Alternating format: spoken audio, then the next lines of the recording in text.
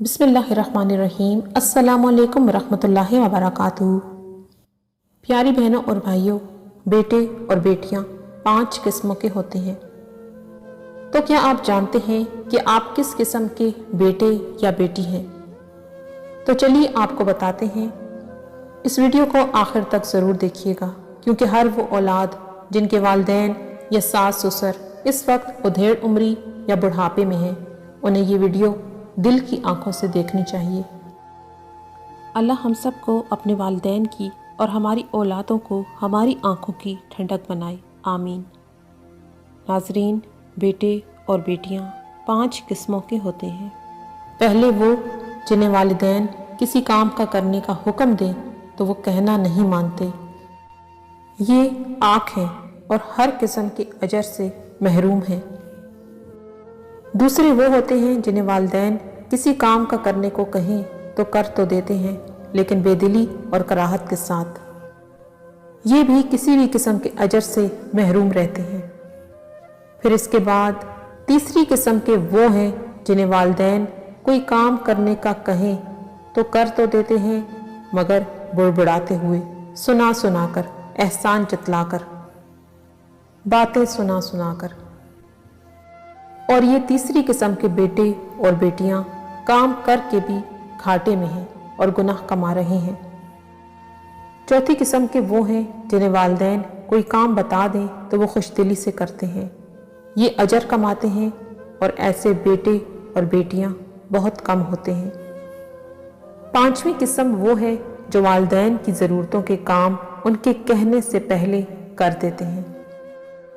जो आखिर में 2 किस्म के बेटे और बेटियों की किस्म बयान की गई है, उनकी उम्र में बरकत, रिस्क में वुसअत, उनके मामलात की आसानी और उनके सीनों में पड़ी राहत और वुसअत के बारे में कुछ ना पूछिए।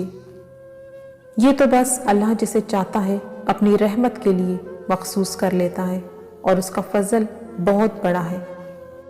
एक छोटा सा सवाल है उन सब करम फरमाओं के लिए जो इस वक्त ये वीडियो देख रहे हैं।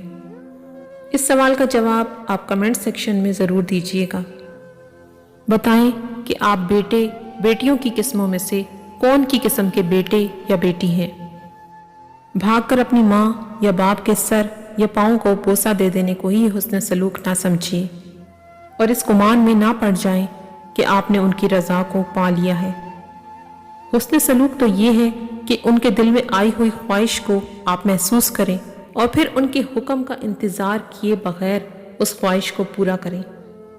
हुस्न सलूक तो ये है कि आप ये जानने की कोशिश में लगे रहें कि उन्हें कौन सी बात खुशी देती है, और फिर उस काम को जल्दी से कर डालिए।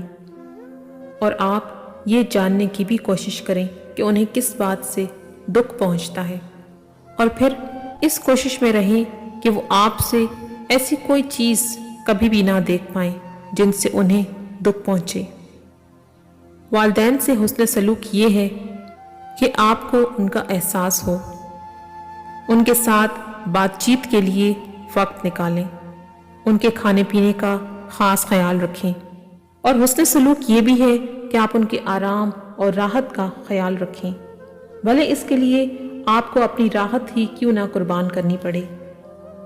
किसी अच्छे होटल में उनके साथ खाना, कोई छोटी मोटी तफरीह और कोई पिकनिक जो आपके वालिदैन के दिल को सरूर दे और वो अपनी इस उम्र में भी खुशी का एहसास पाएं।